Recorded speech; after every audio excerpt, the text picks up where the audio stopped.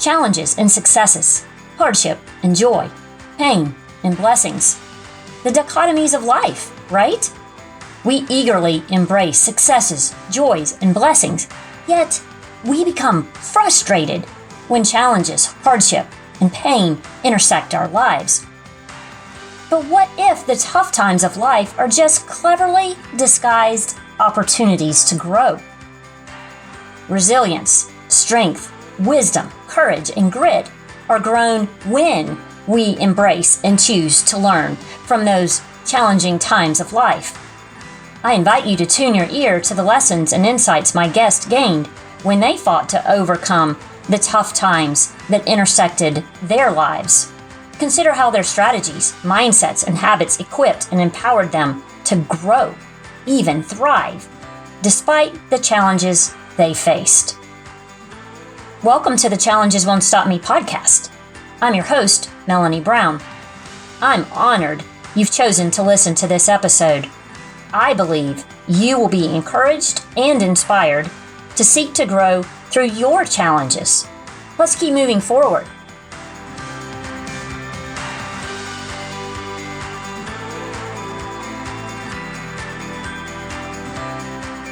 I want to kick off this episode by saying I love podcasting. And here's why. Because I get to meet all of these amazing people who share their stories and their wisdom. And today, Sara is one of those amazing people. She is my guest. She is an author and a speaker. We've been following each other on social media for I don't know how long. Maybe Sara knows. Maybe she can tell me. Some time back, she posted about life after her stroke. And my internal knowledge about my journey and my story just leaped out of my chest and was like, I got to know this girl.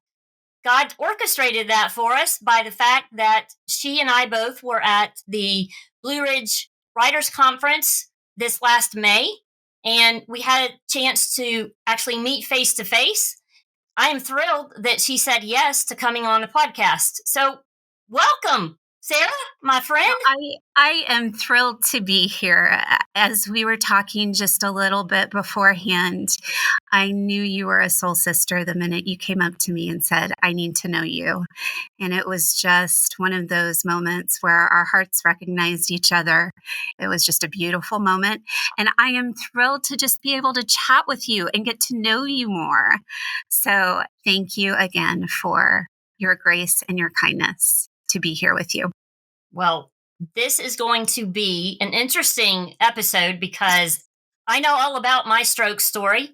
I know you have other adventures along the way. And so I just am excited. Hate to use that word because it sounds so odd when we're talking about the big challenges of life being exciting.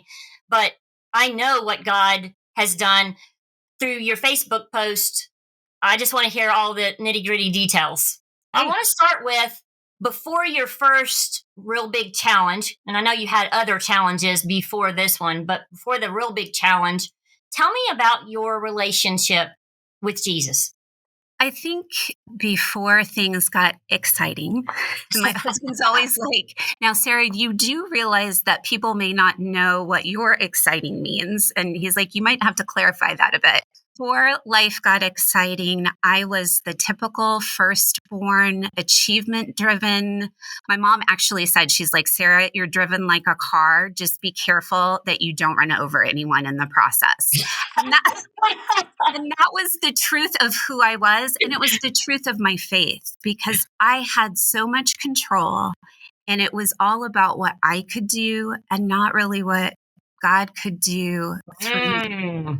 As we jump into the exciting pieces of my journey, that was what led up to that shift and that mindset of, oh, wait, it's not up to me. Oh, wait, this isn't about my ability. It's about God's ability to use me. Wow. I did it myself. And isn't that the way for so many of us? Like, it really is. It is. And I'm relating to your story in more ways than just the stroke, which I love because God does that. I'm a firstborn, but I'm an only born, so I'm the only child. Yeah, same kind of thing. Very driven, very type A, rule follower, all the things. And my relationship, like yours, with God has shifted and morphed in so many wonderful ways because of the challenges. Like I had to learn dependency on God. So let's jump into it. Tell us about that first exciting adventure. This was probably about the third or fourth year I was in the classroom. I was a high school speech and debate teacher. I taught theater. It was every dream I'd had come to fruition. And my body I started noticing that I had pain. Things started feeling off. And it really took my husband and I dating to be like, you know, this isn't normal and you should probably go to the doctor, right? And I'm like, well, why? And the funny thing was, is I grew up in a doctor's house. So I've heard this from many people that it's like, oh, just take this drug sample I got from the rep and, rub some dirt on it. And that was kind of how we did things. And so I had a lot of pain. I had some girl issues where I wasn't feeling right. I went to the doctor, lo and behold, and that really set off a journey of I had massive fibroid tumors that they didn't have any idea had been growing. And so I had an invasive myomectomy. And much like most people who have autoimmune disease, it was the traumatic event that would set things in motion for chronic illness to become part of my life. And within, I would say, 9 months, I was walking away from the classroom. My husband was an old building in downtown Dayton, Ohio, and he would have to carry me up the stairs to my classroom. I was that weak by the time Wow. I finally let go and said, okay, it's time for me to go home. That was the Wow. beginning of our journey as married people also, which was, as you know, tough. Yes, very tough. That it's either super bonding or it's like, really again?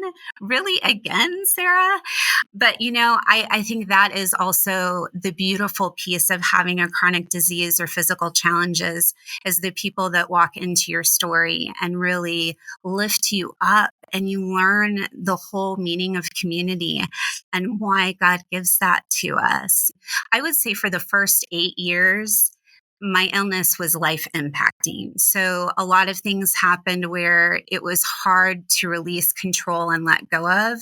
But I don't know if you've dealt with this, but I had a lot of we've run every test we can possibly think of. Sorry about your life. It was and I know it was frustrating for them too, because it was like, why is this happening? So we just sort of lived with it. And in 2011, that's when kind of the hammer came down and we moved from life impacting to life threatening. When you're talking about the struggles that you had, how long did those different things go on before you got your actual diagnosis? Well, I had a autoimmune diagnosis from the beginning, and 20 years ago, fibromyalgia was the diagnosis that doctors gave you if they didn't know what it was. It was Yes. rheumatologist, I don't know, it's fibromyalgia. And I think, it's been interesting to have that diagnosis for almost 20 plus years because I've seen how treatment has changed and how it is a disease and a diagnosis. But at the time, it felt very like, what is this? I don't know. I wish you did. In 2011, when I was about 4 months postpartum with my third baby. And now looking back, it was very clearly an autoimmune flare. I had fever for almost 6 weeks. And you're going to go, Sarah, as somebody who's had a stroke, what in the world were you thinking? I was with my best friend and we were in the grocery store. And all of a sudden, I'm like, my left side feels weird. And she's like, you're talking like you're drunk. But I had operated for so long under this, oh, your body just does weird stuff. I didn't I even I totally relate to that comment. it's just like they're just gonna tell me it's fine and rub some dirt on it. But when I went to my rheumatologist, which I already had an appointment 6 weeks later, I was like, "Oh, so this was happening?" And I go to, as a lot of people who have exciting bodies do, I go to a teaching hospital. Plus, I'm a teacher. I think it's awesome. And the little resident was asking me, and he's like, "Oh, let me do a neuro exam." And I'm like, "Why were you doing a neuro exam? That's weird." Then my rheumatologist came in, did the same thing.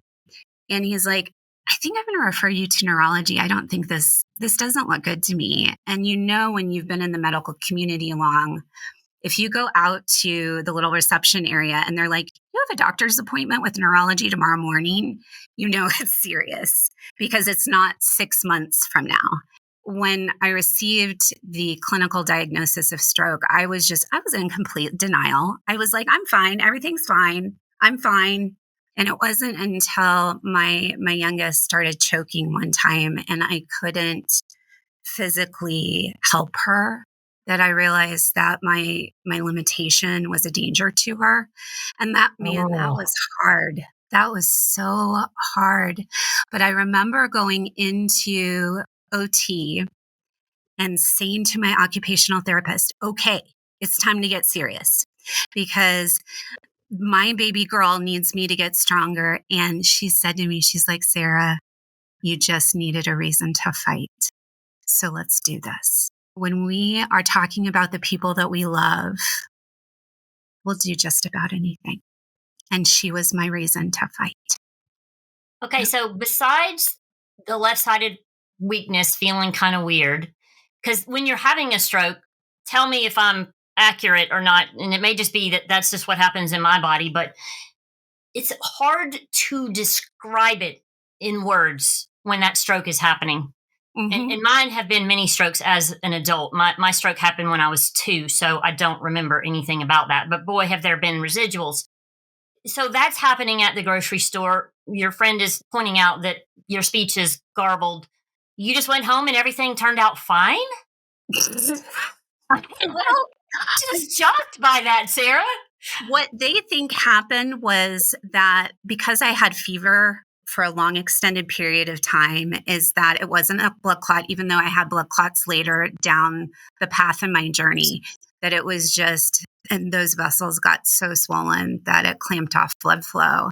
And because I didn't seek immediate treatment, it was really hard. They couldn't run the normal tests that would Yes. tell them in real time what was happening. It was yet again another journey that we didn't really know how to approach it, what to do about it, other than what we could. And it's terrifying It is because terrifying. it's just terrifying because you don't know.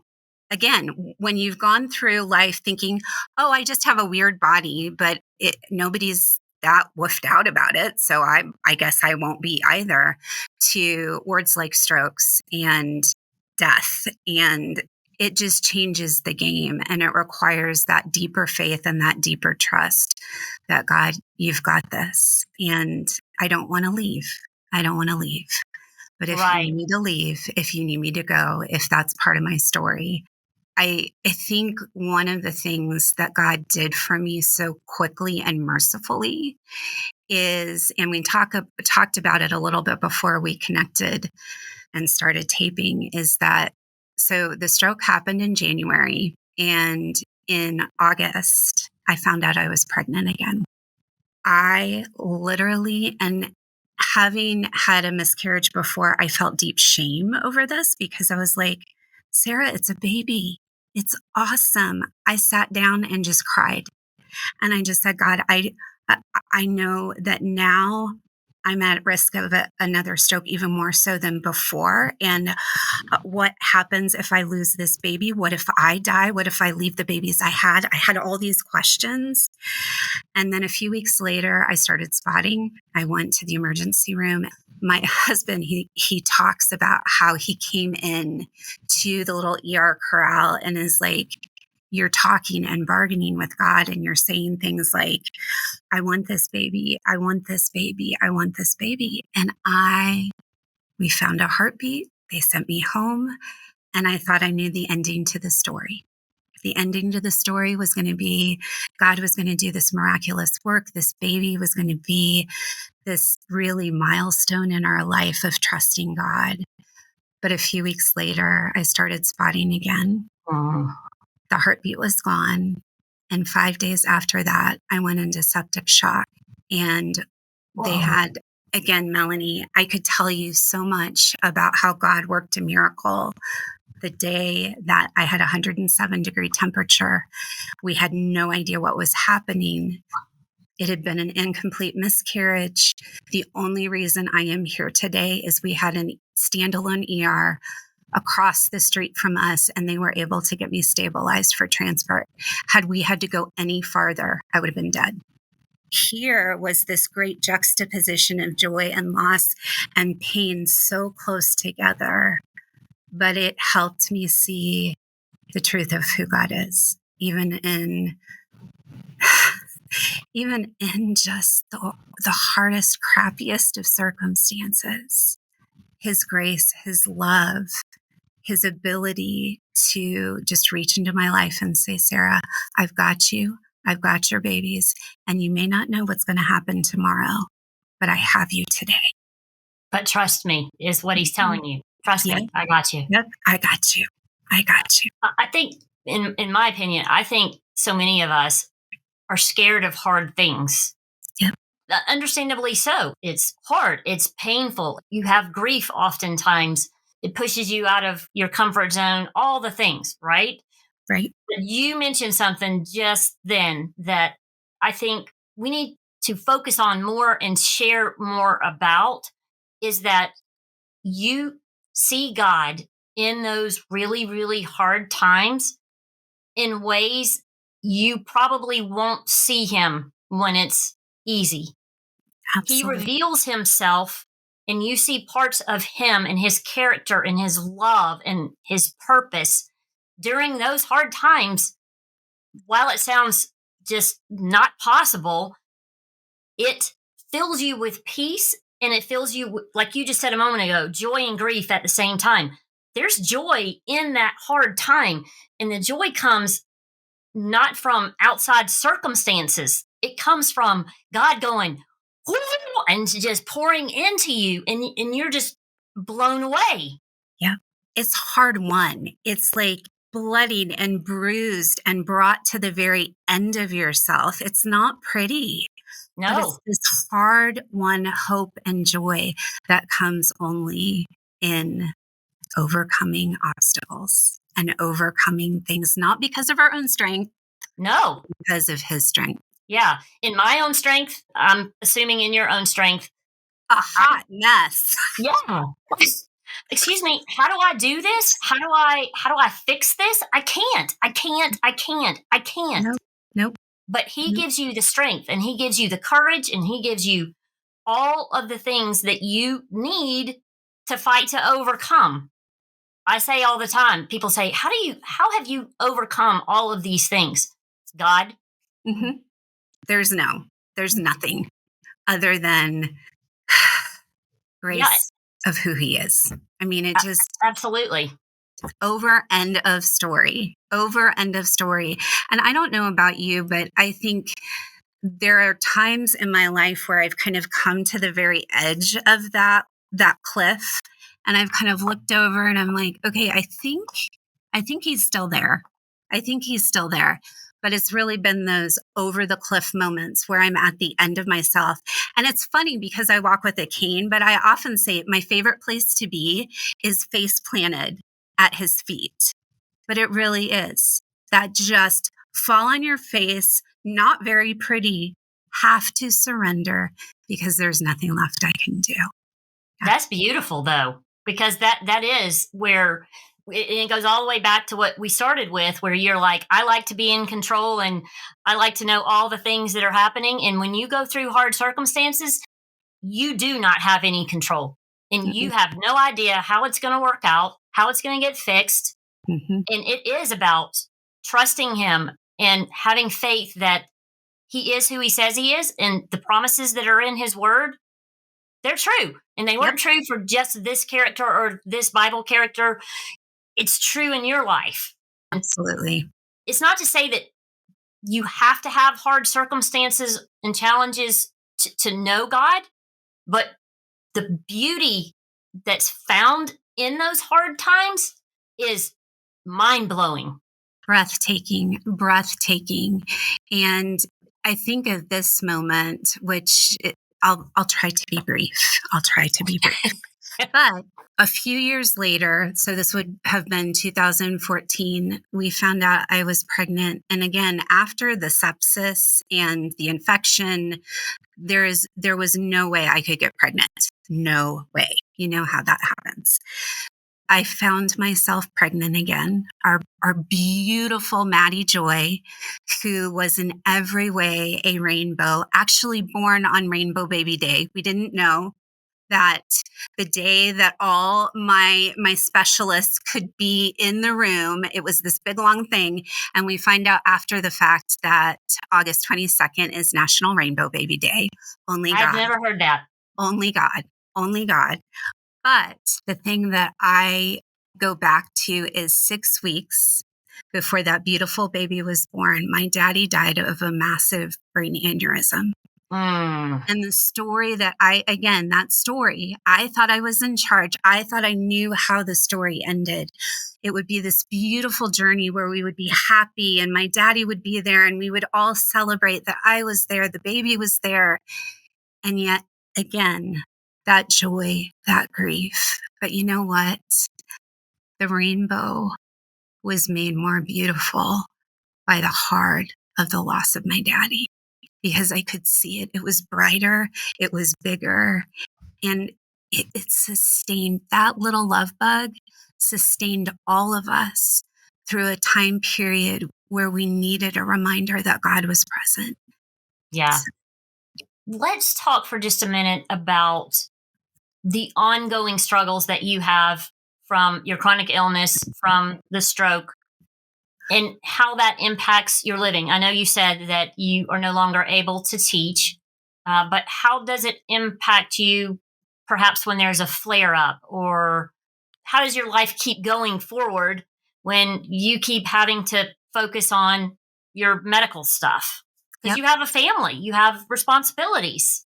Got 4 babies, and I have a husband who is also disabled and deals with chronic illness, which is new in the last year or so. So I'm starting to learn about how he has loved me so faithfully over the last 20 years, even though it's challenging, considering that I have a limited body and limited energy and limited ability. It is a grace to be able to give him the love that he has given me so faithfully the last 20 plus years. But I think in terms of day-to-day living, I am grateful that my last hospitalization, and that's a big deal, was in. Yes, it is. It is. It was is. in 2018. And for a Wow. long time, it was like every year. There was one year I was in and out of the hospital the whole entire, it was a hot mess and a half. But there's that kind of standard where it's like, well, I'm not in the hospital, so we're doing well, and maybe that is not a good bright line, but I have enjoyed that as a measure of his healing, even though, I wake up every day. I don't know how much pain I'm going to be in. I don't know how much energy I'm going to have. And that's hard. And that's hard when you are a kid and you have a mom whose body doesn't work well. But you know what? The thing that, again, I have seen that even in the moments of my failure as a parent, my failure as a wife, my failure just in trusting God, is that he grows beautiful things in and through my story, in and through their story, in and through our story together, that again could not have been grown in anything but hard stuff. It doesn't make it easy, but gosh, these are the days that I prayed for years and years ago when I had the stroke, when I almost died from sepsis, when I dealt with multiple other bouts of sepsis, when I had blood clots, all of the things where I was out of fear, was crying out to God, like, I've got to be here.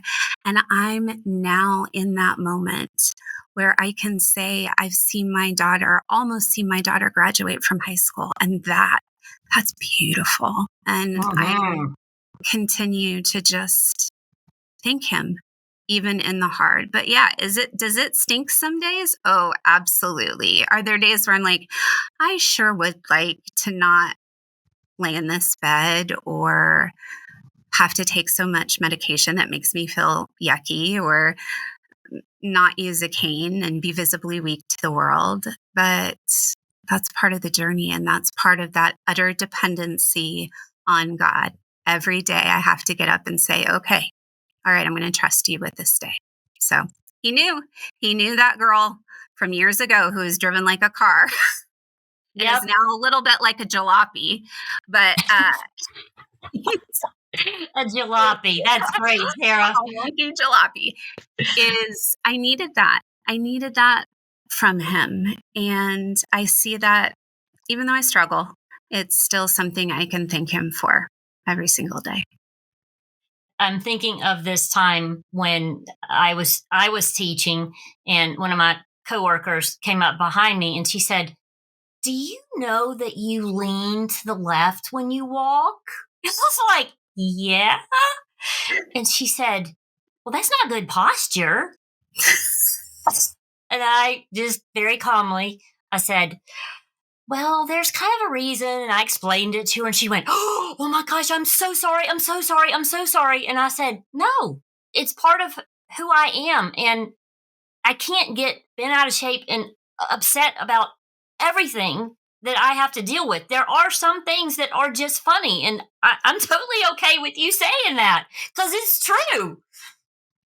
It's so true. And I think that's something that folks who have not gone through illness or had major medical issues, there's a lot of funny stuff that happens when your body is wonky. It's been a beautiful life. It's been a beautiful ride. It really has. I am just honored to have spent time with you and to laugh with you as we talk about our strokes and in our challenging situations.